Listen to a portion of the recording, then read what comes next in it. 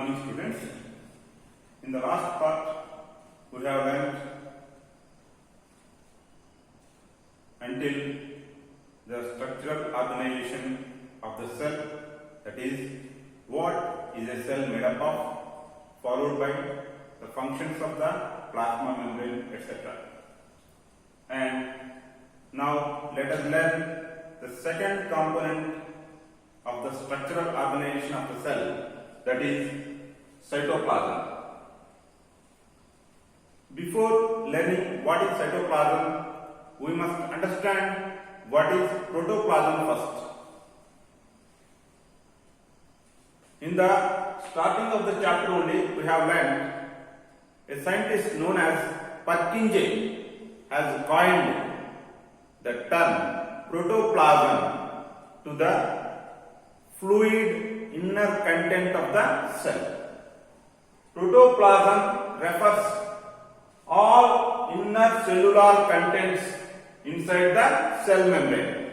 Protoplasm refers all inner cellular contents inside the cell membrane, which includes all cellular organelles and nucleus, also in the case of eukaryotic cells. And in the case of prokaryotic cells, it includes all the functional regions of the cell, including nuclei also. Coming to cytoplasm. Cytoplasm, it is part of the protoplasm, not the entire protoplasm. It is part of the protoplasm, excluding nucleus in the case of eukaryotic cells. Means inside the cell membrane, excluding nucleus. We are not taking nucleus into consideration for cytoplasm. Excluding nucleus in the case of eukaryotic cells. Excluding nuclei, that is genetic material containing region of the prokaryotic cells, which is not covered by any double layered membrane, that is nuclei in the case of prokaryotic cells. So, cytoplasm is the part of the protoplasm excluding nucleus in the case of eukaryotic cells, excluding nuclei in the case of prokaryotic cells.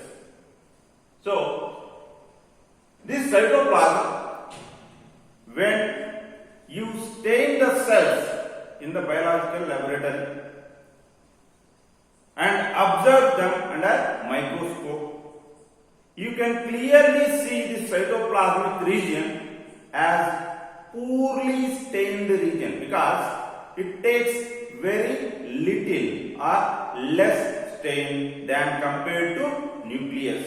So, in between the cell membrane and the darkly stained nucleus, whatever the region which is poorly stained, that is going to indicate the cytoplasm.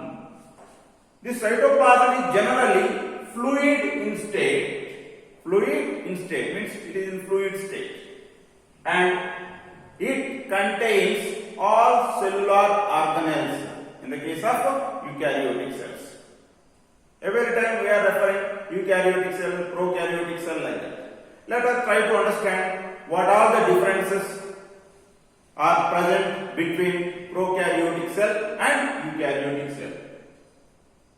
A prokaryotic cell generally is of very small in size, about 1 micrometer, whereas a eukaryotic cell is larger than prokaryotic cell, about 5 to 100 micrometers.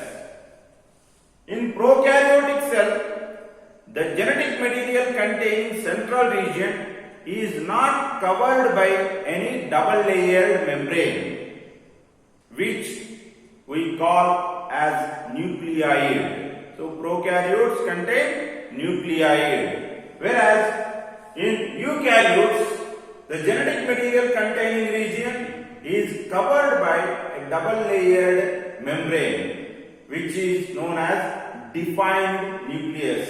So eukaryotes contain defined nucleus. In prokaryotic cell, only one chromosome is present as their genetic material. Whereas in eukaryotic cells, more than one chromosome or many chromosomes are present as their genetic material. Prokaryotic cells do not contain membrane-bound organelles.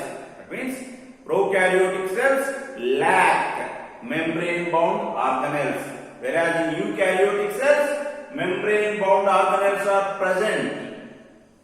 And the protein synthesis, whether it is in prokaryotic cell or in eukaryotic cell, it is carried out by special organelles called ribosomes.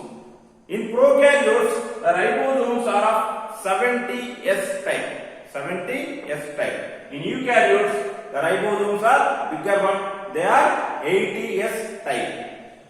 And prokaryotic cells, due to their primitive structural organization, they could not evolve into multicellular forms. So, under prokaryotes, we can find only unicellular organisms. Prokaryote means no need to refer whether it is unicellular or multicellular. All prokaryotes are unicellular only. Whereas in eukaryotes, due to developed cellular structural organization, they could evolve even to multicellular forms. So, eukaryotes range from unicellular to multicellular forms. From the starting onwards, we are referring membrane-bound, cell membrane, like these terms. Means biological membranes are very important to make the cell exhibit their life or living state. So, biological membranes are very much significant in making the cell to exhibit their life or living state. So, if membranes are disrupted, then automatically the cell is going to lose its living state. In the case of viruses, they do not have true biological membranes. So, viruses are not considered as truly living organisms. Previously also we have discussed. Until they infect a living host cell. So, viruses lack membranes, so they do not show any characters of living state until they infect a host cell. Or when they are outside the host cell, viruses are non-living only. Coming to cell organelles. Like how a multicellular organism is going to have different organs. Every eukaryotic cell is going to have several organelles. Organs can be easily seen with our naked eyes, whereas organelles cannot be seen with our naked eyes. Only some of the organelles can be observed through electron microscope. What is the significance of organelles? In eukaryotic cells, the chemical activities are kept separated from each other. Many chemical activities are taking place in every eukaryotic cell or every living cell. Especially in eukaryotic cell, where the cellular organelles are present. In those eukaryotic cells, the chemical activities are kept separated. The chemical activities are kept separated by having the cellular organelles in eukaryotic cells. As the activities are kept separated, the efficiency of the activities is achieved very effectively. Efficiency of the activities is achieved very effectively, and division of labor also is achieved very effectively. So, the functional efficiency of a eukaryotic cell is always better than the functional efficiency of the prokaryotic cell. Why? In prokaryotic cell, there are no organelles, so the activities cannot be kept separated from one to each other. As the activities are not kept separated from one to each other, obviously the efficiency of the activities cannot be achieved that effectively like that of an eukaryotic cell. What all cellular organelles are present in a very eukaryotic cell? Common cellular organelles are present irrespective of the cell type and their location, which already we have learned in the previous topics. What are those organelles? Endoplasmic reticulum, Golgi complex, lysosomes, mitochondria, plastids and vacuoles. These are the very crucial or significant organelles since they play the significant roles for the effective survival of the living cells. Let us learn about endoplasmic reticulum, today's topic. Endoplasmic reticulum. The word reticulum itself refers network. Endo, inside, plasmic of cytoplasm. Inside the cytoplasm, endo means inside, plasmic means cytoplasm. Inside the cytoplasm, a network like membrane bound tubes or sheets. A network of membrane bound tubes or sheets is present, which we call as endoplasmic reticulum. Generally, endoplasmic reticulum is present attached to the nuclear membrane. So this is nucleus and attached to this nuclear membrane, endoplasmic reticulum is present. This endoplasmic reticulum, it appears like long tubules or round or oblong bags or vesicles. The structure of the endoplasmic reticulum membrane is similar to plasma membrane. The structure of the endoplasmic reticulum membrane is similar to the structure of plasma membrane. There are two types of endoplasmic reticulum: rough endoplasmic reticulum and smooth endoplasmic reticulum. Here we have to just recall the ribosomes, which we have written as differences between prokaryotes and eukaryotes. The ribosomes in the cell, in the eukaryotic cell especially, the ribosomes in the eukaryotic cell, they are present in two different forms: free ribosomes and attached ribosomes. Free ribosomes means they are freely present in the cytoplasm, not attached to any organelle, whereas the attached ribosomes are present attached to rough endoplasmic reticulum. As the ribosomes are attached to rough endoplasmic reticulum, it appears rough or like a sandpaper. On sandpaper, how the sand particles are studded and appears rough, it gives a rough appearance. In the same manner, the rough endoplasmic reticulum is studded with many small granular ribosomes so that it appears rough. And ribosomes are referred to as sites of protein synthesis. So, rough endoplasmic reticulum is the site of protein synthesis. What is the function of smooth endoplasmic reticulum and how it is called smooth endoplasmic reticulum? In contrary to, in opposite to rough endoplasmic reticulum, the smooth endoplasmic reticulum does not contain any ribosomes attached to it. So, it obviously appears smooth. It is involved in lipid or fat synthesis.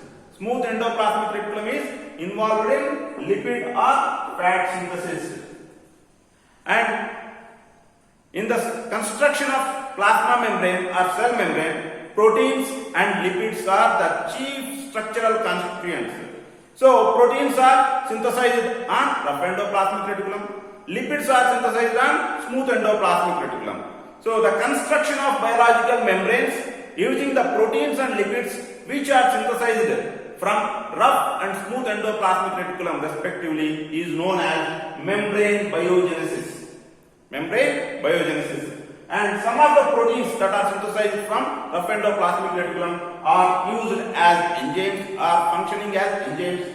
Some of the lipids that are synthesized from smooth endoplasmic reticulum do function as hormones. So, the proteins and lipids that are synthesized from rough and smooth endoplasmic reticulum are involved in membrane biogenesis in together, and in separately the proteins, they are used as structural constituents in many other areas as well as enzymes or biocatalysts which help in the biochemical activities of the cells, and lipids, they function, some of the lipids function as hormones also. Other functions of endoplasmic reticulum. Endoplasmic reticulum provides channels for transport of many biomolecules within the cell, in between nucleus and cytoplasm and nucleus. If some molecules have to be transported, endoplasmic reticulum, it provides channels. So, intracellular transport is provided by endoplasmic reticulum, and endoplasmic reticulum functions as cytoplasmic framework which provides a surface for many biochemical activities. Like in the case of liver is known as the detoxification center in our body. So inside the liver, the detoxification of many poisons and drugs are carried out on the surface, which is provided by smooth endoplasmic reticulum. So only we have to keep our liver very healthy. If we keep taking too many drugs, then the functional area of the smooth endoplasmic reticulum inside the liver will be getting damaged, and liver also will be getting damaged. So this is what about endoplasmic reticulum. Thank you.